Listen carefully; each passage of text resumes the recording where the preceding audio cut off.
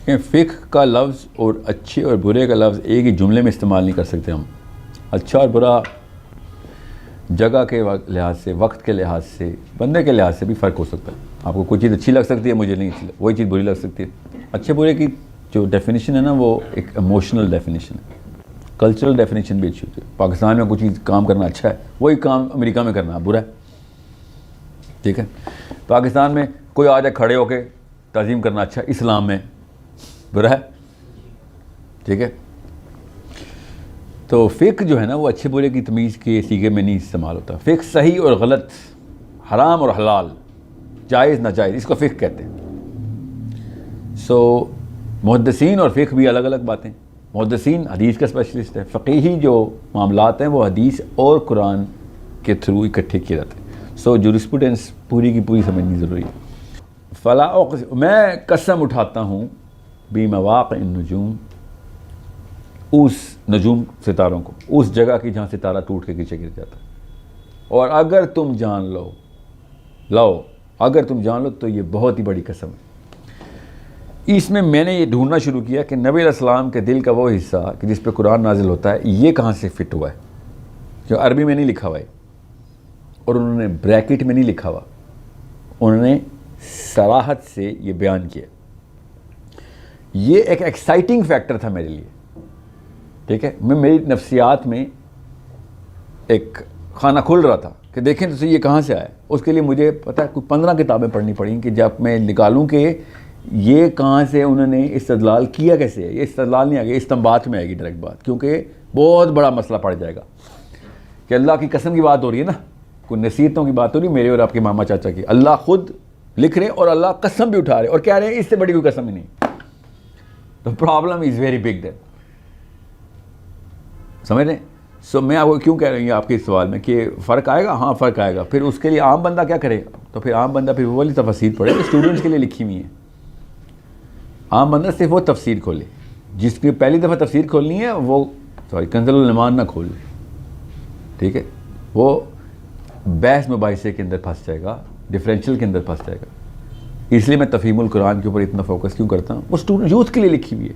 ऐसे आम अल्फाज, direct imperative statements, discussions, parallel narratives. Maududi साहब कह रहे हैं कारी के जहन में ये सवाल आ रहा होगा इस वक्त, अल्लाह की कसम मेरे जहन में उस वक्त सवाल आ रहा होता है।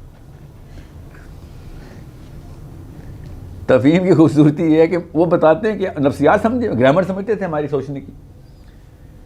जब सूरह हूद में 13 लेक्चर हैं, 13 के 13 दफ़ा मैं कहता यार ये पता नहीं क्या बात है। फिर मुझे आदत हो गई, तो मैंने कहा अभी बताएंगे, और आगे कारी के जहन में ये सवाल आ रहा होगा। ठीक है, so it's a big gift. Youth needs to be developed on first initial platforms of thought. फिर कहीं जाके उलमा की तफसीर, उलमा अपने इम्तिदाद में जो तफसीर लिखते हैं ना, मारूफुल कुरान आम बच्चा नहीं पढ़ सकता, हज़म ही नहीं होगी। ठीक है, तकी उस्मानी साहब की जो बयानियाँ हैं वो बहुत आम फहम है। मौलाना मोहम्मद शफ़ी साहब का नहीं था। उस वक्त उलमा की ये ग्रामर नहीं थी। जैसे पुराने शायर कैसी शायरी करते थे, समझ ही नहीं आ सकती। बड़े इकबाल बोलते रहते हैं, आम पाकिस्तानी इकबाल नहीं पढ़ सकता। ठीक है, तो आजकल के शायर जो हैं वो आम ज़बान में शायरी करते हैं, स्ट्रेट जेनेरिक कॉन्सेप्ट्स को स्पेसिफिक कर देते हैं, और मेरी और आपकी ग्रामर के अंदर कोशिश की। ताकि उस्मानी साहब ने बड़ी सिंपल पैराए में तर्जुमा किया।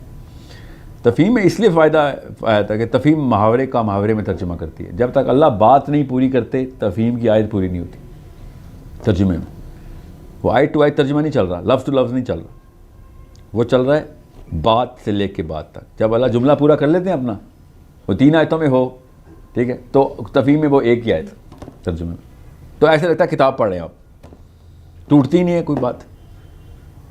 ठीक है, सो इसलिए भी तफ़हीम जो है ना वायरल हो गई थी, क्योंकि लोग सीरियसली उकता गए थे, स्टूडेंट्स उकता गए थे कि ये हमें समझ नहीं आता कुरान पाक। उर्दू में पढ़ना ज़्यादा मुश्किल हो गया अरबी से। अरबी की तो हम नूरानी कायदा ट्रेंड है ना, तो पढ़ लेते हैं, मगर समझने की कोशिश करते हैं तो दिमाग फ्राई हो जाता है कि ये क्या है। मतलब एक तो रब्त कोई नहीं है, रब्त ना हो तो दिमाग वैसे काम नहीं करता, और फिर बड़ी मेहनत का काम बन जाता है तर्जुमा पढ़ना। सो फिर ये मसला छोटा सा होता है जिससे शुरू करते हैं कुरान पाक, और जब तक कुरान पाक की तो सूरह आल इमरान तक पहुँचते हैं तो बंदा, और आम लड़का भी कहते हैं यार ये किताब उलमा के लिए है। अल्लाह कई जा रहे मैंने पढ़ने वाले के लिए आसान किए। मैं इसलिए अरबी के ऊपर इतना फोकस कर रहा हूँ। मैं और कुछ ना करता और सिर्फ अरबी सिखा देता ना उम्मत को, तो 50% काम हो जाता। आप भी अपने आप को अरबी के ऊपर ट्यून करें।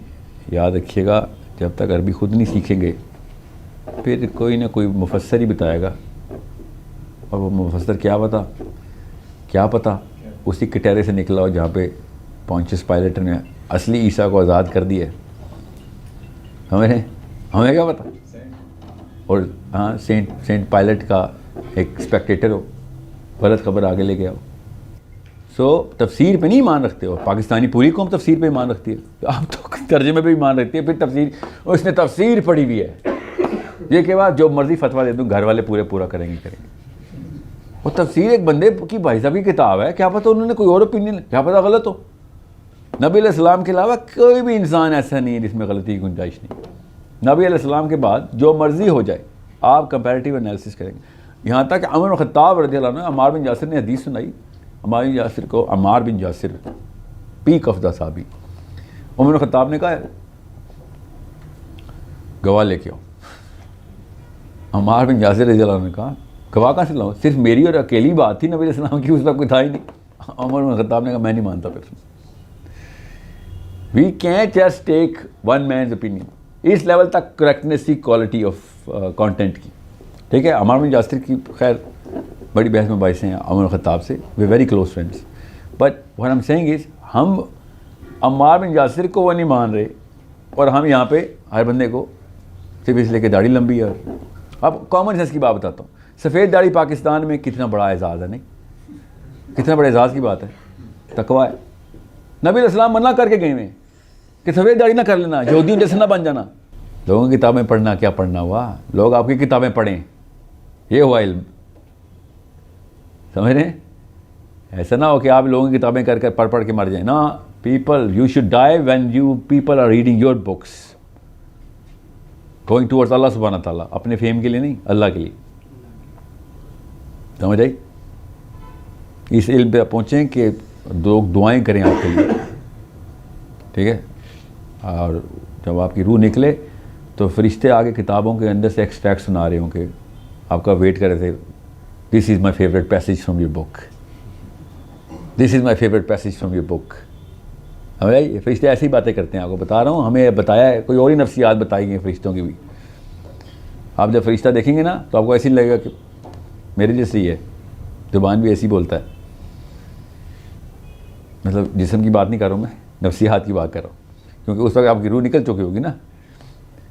और जिस तरीके से वो आपको इंट्रोडक्शन करेंगे ना, आपको पहले जुमले में पता चल जाएगा कि जन्नत का टिकट कटा है या दोज़ख का, पहले सेकंड में। जिस तरीके से आपके बारे में दोनों फरिश्तों ने इंट्रो कराना, जैसे ही दो फरिश्ते आपको ऊपर की तरफ ट्रजेक्टरी देंगे ना, तो एक कहेगा कौन है ये, तो वो दूसरा कहेगा नाउज़ बिल्लाह ना करे ये साहिल है।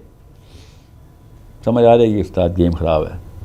अगर उसने कहा ना ये कौन साहब हैं, ठीक है, ये साहिल अदीम हैं, तो तसल्ली कर लेना कि इज़्ज़त रह गई है।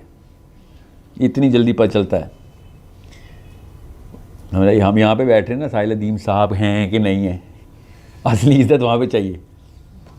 Okay, it takes a second to know, it takes a lifetime to achieve that second. दो एक पूरी उम्र चाहिए उस एक अलकाब के लिए जो फरिश्ते आपस में आपके लिए तमीज़ का, तकरीम का बोलेंगे। और वो भी बंदे पैदा हो गए हो, कोई लड़की होती तो मैं कहता चल शायद बच भी जाएगी, कुछ ना भी करो खैर है। आपके तो बोझे के बोझे हैं, आप तो बच ही नहीं सकते।